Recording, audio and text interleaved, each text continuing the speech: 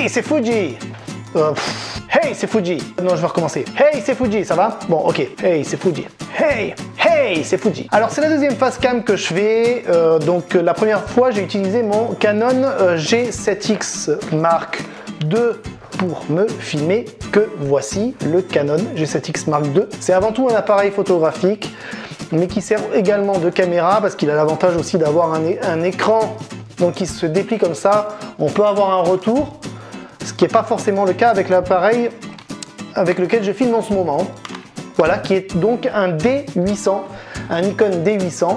Donc moi, je suis amateur de photographie, surtout la photographie de paysage. Donc là, j'ai utilisé mon matériel photographique pour me filmer. Donc à savoir un trépied Manfrotto et un Nikon D800. Alors donc, je disais que je ferais un petit retour sur le Canon G7X Mark II. Alors j'ai lu de partout, absolument de partout, que c'était un appareil absolument génialissime pour filmer.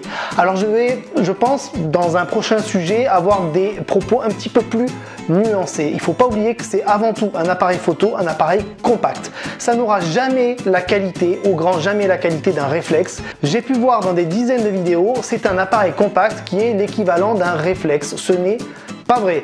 Donc il faut savoir que le capteur de ce Canon G7X Mark II est certes un grand capteur entre guillemets, puisqu'ils appellent ceci un grand capteur par rapport à d'autres compacts, mais c'est en dessous d'un capteur APS-C de réflexe qui est considéré comme étant un petit capteur de réflexe. À savoir qu'au-dessus du capteur APS-C, vous avez donc le capteur plein format, ou alors le 35 mm. On peut appeler ça comme on veut. Je vous filme donc en ce moment avec ce Nikon D800. La qualité est infiniment meilleure, ça, il n'y a aucun souci là-dessus. Par contre, c'est peut-être un petit peu moins pratique pour se filmer, notamment en vlog.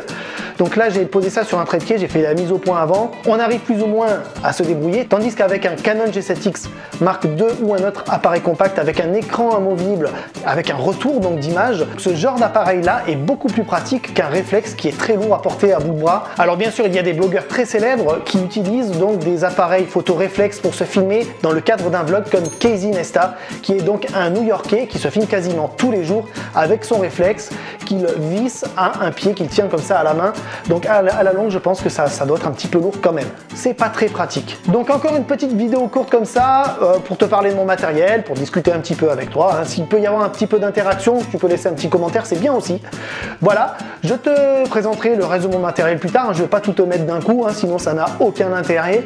Et ensuite, qu'est-ce que je voulais dire? Ah ben, je voulais dire oui, si tu me suis sur Flickr, donc tu sais le style de photo que je fais, et si tu t'intéresses à mon travail, ben, je t'expliquerai.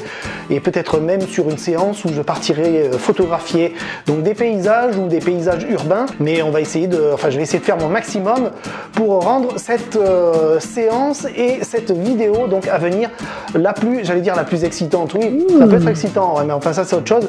Mais en tout cas la plus ludique, amusante et intéressante possible. Voilà. Bon, je te remercie. J'évite de claquer les mains parce qu'à chaque fois je te remercie. Alors le micro lui il en peut plus et toi je te casse les oreilles. Voilà. Je te remercie d'avoir suivi. Je te dis à la prochaine. Tchuss.